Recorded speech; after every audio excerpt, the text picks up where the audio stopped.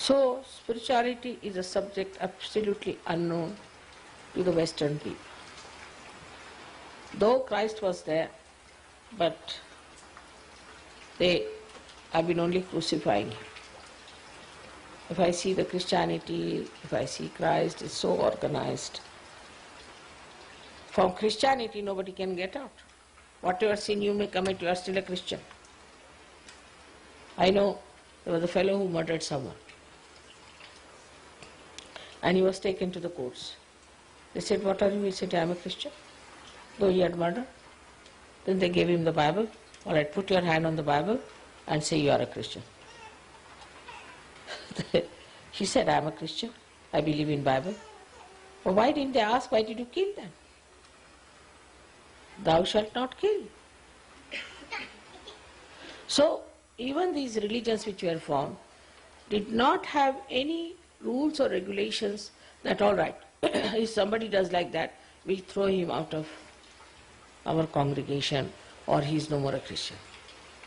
On the contrary, you will be surprised that when my father joined Congress in India to fight against the British, they threw him out of the congregation.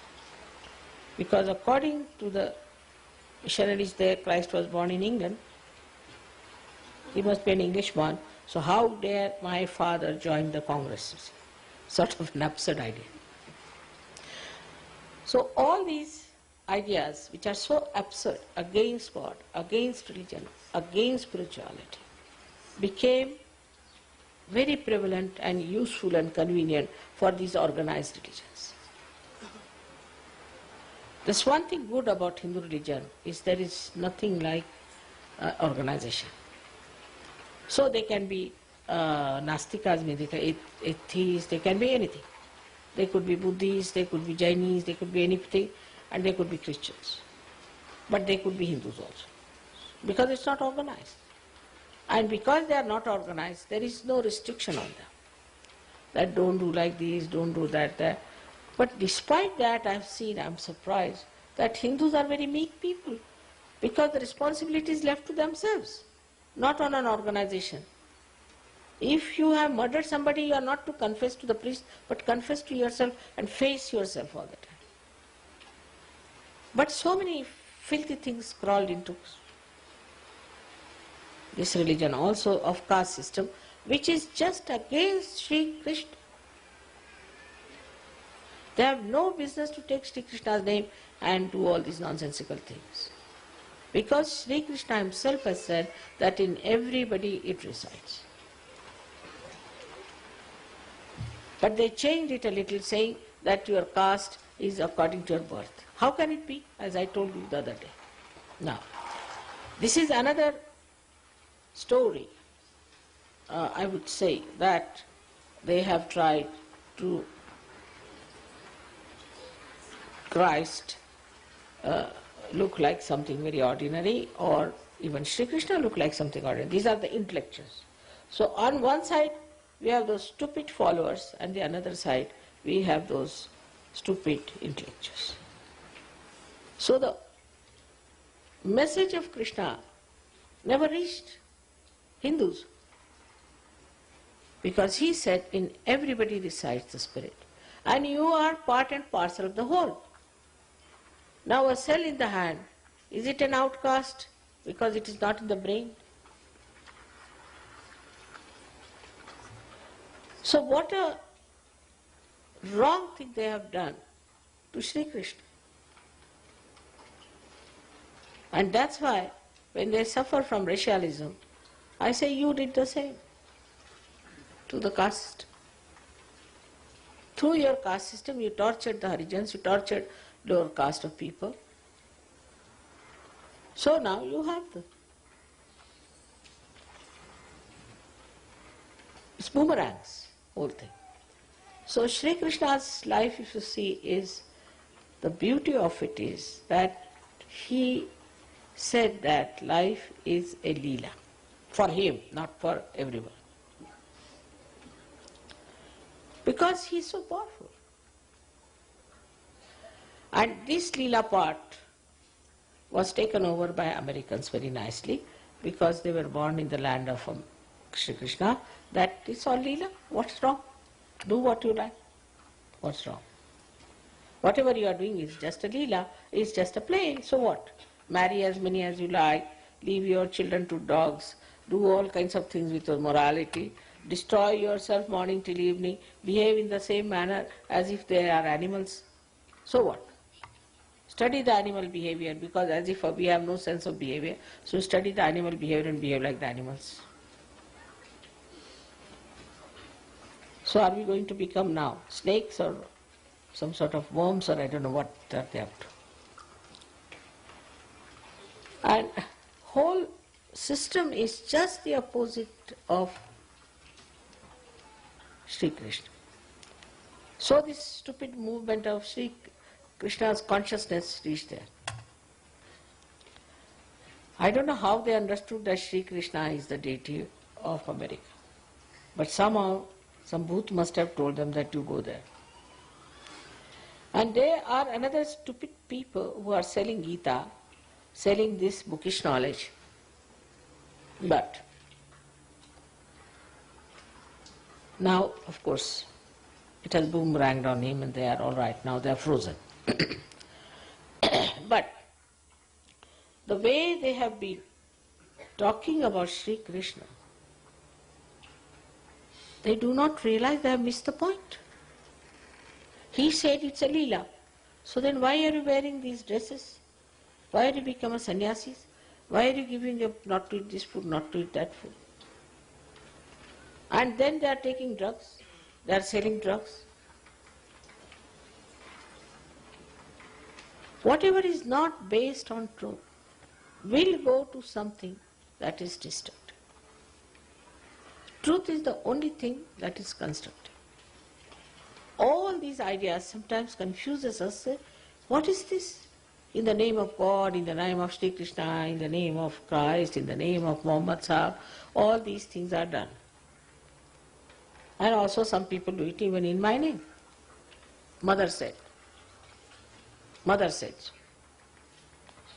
It is prohibited for Sahaja to say that. Because I have had enough of it in last lives. So this life, nobody is going to say, Mother said it.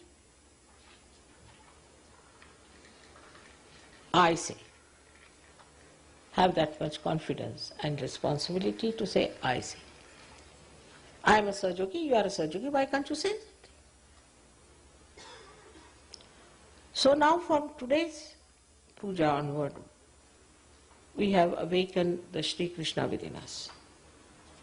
So his powers of sweetness as well of destruction will act. And you don't have to worry, you are completely protected. He has already said that yoga kshema vahamyam. I give you yoga and then the kshema means your benevolence. He looks after. So you don't have to worry. But it will act. And it will work. And nobody can harm you. It will all boomerang on them. There is like divine punishment. And you don't have to worry. Of course, as a mother I never feel of punishing anyone as such, but they just get punished. What can I do? And now this awakening can be very dangerous. So I think we have to accept it now within ourselves that we have to be extremely sweet, nice, collective. If you are not collective, then Krishna will be after your life. If you try to destroy collectivity, he will be after you. He is a tremendous person, I tell you. He is so tricky, he is so clever, he is a very smooth worker, I tell you. So be careful. If you are collective, then he will strengthen you, he will nourish you, he will do everything, he will give you butter to eat. As is. So you have to be collective. That's the main part. And those people who just come to the program and then disappear should know that it won't work out. You have to be collective. And if they don't want to be collective, you don't want to force them. But if they are not collective, they are not Sahajogis, and nobody should recommend them to anyone. And Sahaja Yogi should have nothing to do with non-collective people, nor with people who are not Sahaja Yogis. We have very beautiful children here, we have beautiful families, we have everything so beautiful, such beautiful people to love each other and enjoy each other. So we should not get entangled into the mess of other people who are blind. It would be like we have a nice organized place where everybody is sitting in the light. Suddenly you want to go to the place where there are many snakes inhabited who are biting everywhere. So go ahead. And then you shouldn't say that, Mother, you punished me. You wanted to go into the hell of the snakes, so you go and have it. I never punish. But maybe Shri Krishna might lure you there. You see, that's his style. Just to have a little bite of a snake. So, according to Shri Krishna, we have to be very playful. Now you are all realized people and you are very happy and you are all very playful and joyous. And also, now you are so capable. You have spirituality, you can give realization to others. Even I was told that in the streets people ask for realization. Some people went to Eastern blocks and they got 5,000 people. Somebody went down to Argentina, got so many people. So it's very good. All these my hands are extending and the work is taking place. Everybody should take it up. Select a place, I'll go there and work it out. Select one place and work it out. All of you can do it because you have now got the powers. Better work it out, use them. If you don't use the powers, you become blunt. So use your powers and believe that you have powers, and that only thing you have to keep in the bounds, in the maryadas of Sahaja Yoga, that you have to lead a very moral, good life. And you must feel your vibrations properly and keep good health, which you can easily keep. If at this age I can work like this, days and day out, you can also work. You are all very young. Everybody seems to be younger than me. I am the oldest person here. So, if I could do so much, why can't you? So one thing you must ask in your prayer in the evening when you are sleeping, what have I done for Sahaja? One sentence. All of you. Just ask this question. What have I done for Sahaja?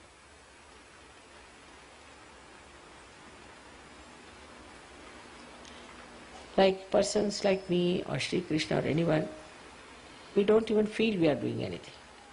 So what can we ask? If I want to ask myself, I'll fall into an ocean, I think, I didn't know. I'll be lost.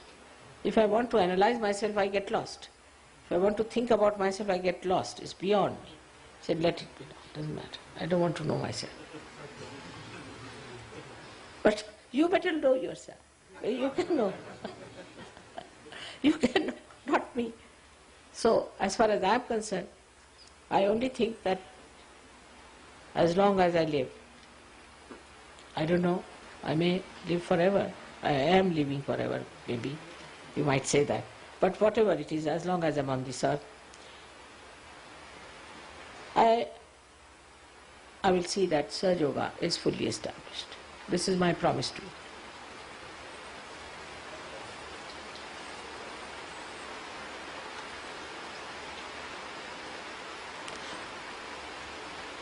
Sansthapanarthaya, he comes on this earth again to establish the religion. But not only religion, but Vishwa Nirmal Dharma, which is a much higher religion than the ordinary religion of human beings within themselves. Is the Vishwa Nirmal Dharma will establish in a very short time, I am sure, on this earth. So may God bless you.